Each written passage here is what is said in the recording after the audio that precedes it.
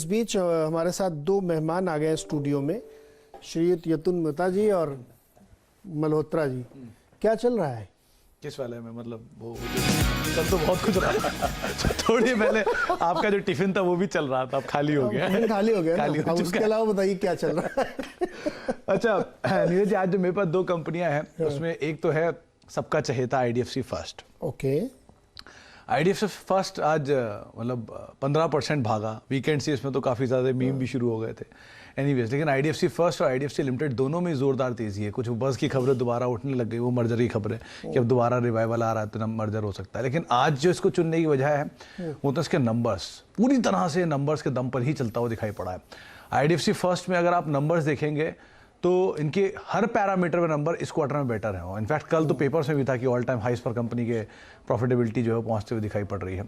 लेकिन otherwise slippages improve हुए sequential basis पे, एसेट क्वालिटी इंप्रूव हुई, ना केवल परसेंटेज टर्म्स में बल्कि एब्सोल्यूट टर्म्स में भी। एनपीएज इंप्रूव तो हो ही रहे हैं सीक्वेंशियल बेसिस पर। लोन ग्रोथ, डिपॉजिट ग्रोथ दोनों में एक बढ़िया ग्रोथ वाई बेसिस पर भी, सीक्वेंशियली में भी। हालांकि डिपॉजिट सीक्वेंशियली थोड़े सबड्यूड थे, लेकिन वाई बेसिस पर वहां पर एक बहुत बढ़िया ग्रोथ आते हुए दिखाई पड़ी। प्लस पॉजिटिव कमेंट्री, ऐसे मल्टीपल ट्रिगर्स बनते चले गए स्टॉक के लिए। और ऑब्वियसली बात है, स्टॉक ऑलरेडी इतना ज़्यादा शॉर्ट्स में था, 24 रुपये के आसपास के लोज, 28 रुपये के आसपास के लोज इतना शॉर्ट्स में हो चुके थे। तो वहाँ से एक बढ़िया शॉर्ट कवरिंग ट्रिगर के तौर पे करते हुए काम करके गई। तो कई सारे ट्रिगर्स में एनपीएस के अंदर रिडक्शन, स्लिपेजेस में इम्प्रूवमेंट, इसके अलावा लोन ग्रोथ, डिपॉजिट ग्रोथ में बेहतरी और साथ साथ पॉजिटिव कमेंट्री, ऐसी कई सारी चीज़ें बनी जिसके दम पर आईडीएफसी फर्स्ट बैंक आज तेजी में रहा। और आईडीएफसी फर्स्ट के साथ साथ आज आईडीएफसी लिमिटेड में भी मूव आता हुआ दिखाई पड़ा। कई लोग ये पूछते रहते थे कि हमेशा वी वैद्यनाथन जी कहते थे अपने बोर्ड रूम में कि हम कोशिश कर रहे हैं रिटेल पोर्टफोलियो को ज़्यादा बढ़ेंगे, इंस्टीट्यूशनल कम करेंगे, वो सब टारगेट। लोग कहते थे नंबर कहाँ है, तो अब वो कह रहे ये है नंबर। लेकिन ये एक क्वार्टर है, अब ये सस्टेनेबल है कि नहीं डिपेंड करता है। हाँ, क्योंकि एक चीज़ तो ये भी नहीं, इसमें ऑलरेडी इतने सिस्टम में शॉर्ट थे कि शॉर्ट कवरिंग भी इसको ट्रिगर कर गई। कि आप देखिए, इसके साथ साथ आपको इंडिया बुल्स हाउसिंग तेजी में दिखेगा, इंडसइंड बैंक तेजी में दिखेगा, आईडीएफसी लिमिटेड तेजी में दिखेगा। तो ये सब वही एक ही थाली के चट्टे बट्टे के तौर पर है। तो इसीलिए सब एक में ट्रिगर बना तो सब के साथ ट्रिगर बन गया। तो ये शॉर्ट कवरिंग भी एक सपोर्ट कर रही है अच्छे नंबर्स को, तो इसीलिए सस्टेन करता है कि नहीं, वो क्रूशल होगा। शॉर्ट तो बहुत ज़्यादा इसमें थे। आगे जाते हुए देखते हैं कि इनकी जो क्रेडिट कॉस्ट है वो कितनी बड़ी है, और उसके बाद फिर ये कितना लेंडिंग कर पाएंगे और कितनी क्रेडिट क्वालिटी कैसी होगी, ये सब अगले क्वार्टर्स में। लेकिन मानस, चार्ट में भी क्या कुछ कहानी बन रही है क्या आईडीएफसी फर्स्ट के? देखिए, कहीं ना कहीं रिवर्सल तो बिल्कुल दिखा है। आईडीएफसी लिमिटेड या आईडीएफसी फर्स्ट बैंक दोनों की बात करें तो आईडीएफसी फर्स्ट बैंक ज्यादा बेहतर इसलिए लगता है क्योंकि ये 200 मूविंग एवरेज के ऊपर अब ट्रेड होने लगा है।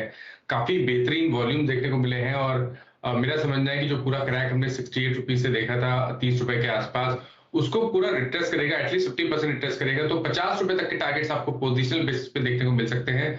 अभी भी खरीदारी करने के मौके, लेकिन बेहतर रहेगा कि थोड़ा करेक्शन देखने को मिले। तो 41 रुपए से लेकर 40 रुपए वो एक बहुत ही बढ़िया रेंज होगी जहां पर आप खरीदारी करिए। 36 रुपए के नीचे आपको स्टॉप लॉस रखना है और कम से कम 50 रुपए के टारगेट सेट करना है। तक की तेजी इस पे बन सकती है और रिवर्सल का ट्रेंड एक बनता हुआ दिख रहा है। अजय, एक और ऐसा ही स्टॉक था जो आप लेके आए, क्या चल रहा है नजारा में? वो नजारा नजारा आउट ऑफ सरप्राइज हो गया आज। नजारा टेक के जो नंबर है, इस क्वार्टर के नंबर इनके कल मैंने देखे थे, रोबस्ट नंबर है, चाहे आप सीक्वेंशियल बेसिस पे देखें या वाई बेसिस पर। दो तीन चीज़ें बड़ी इंटरेस्टिंग हुई हैं इस कंपनी की। आप सब सेगमेंट्स में जाएंगे तो इनके करीब करीब 6 सब सेगमेंट हैं जिनके अंदर ये कंपनी काम काज करती है। मोबाइल गेमिंग हुआ, इसके अलावा एक ई स्पोर्ट्स करके इनका कारोबार है। तो ये सब कारोबार के नंबर्स बहुत ही स्ट्रांग आए हैं सीक्वेंशियल बेसिस पे। ये रियल मनी गेमिंग बिजनेस जो है ये 6 गुना बढ़ा है, 2 करोड़ से 13 करोड़। रियल मनी गेमिंग में असली पैसा, असली नहीं, वो जो आप देखते हो ना, इसमें वित्तीय जोखिम शामिल है करके डिस्क्लेमर चलता है, रियल में असली पैसा लगता है। वो वित्तीय जोखिम वाले जो गेम है वो ये 6 गुना बढ़ा। और इसका एबिटा जो है वो घाटे से मुनाफे में गया इस सेगमेंट का, जिसकी वजह से एक बढ़िया नंबर है। एक नया सेगमेंट कंपनी के साथ ऐड हुआ है, वो सेगमेंट की तरफ से भी परफॉर्मेंस आनी शुरू हुई है, वो कारोबार की तरफ से कंट्रीब्यूशन है।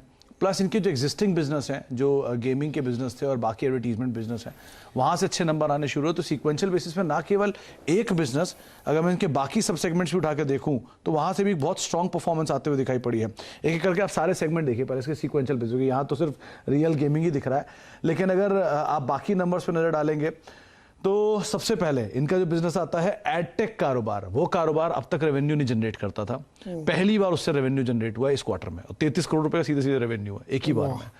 उसके अलावा वही कारोबार से EBIT भी बहुत स्ट्रांग आया है।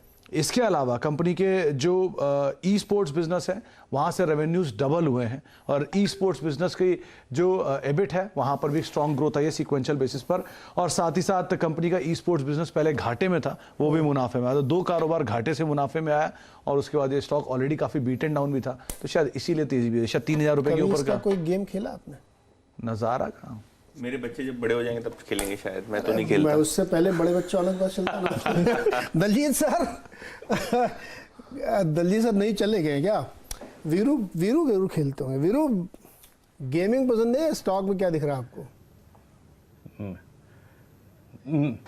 नहीं, गेमिंग मैं तो नहीं खेलता नीरज, और कोशिश यही करूंगा मेरा बच्चा कभी खेले भी ना, वो नीचे ग्राउंड में जाके खेले, वही सही है, वही सही है।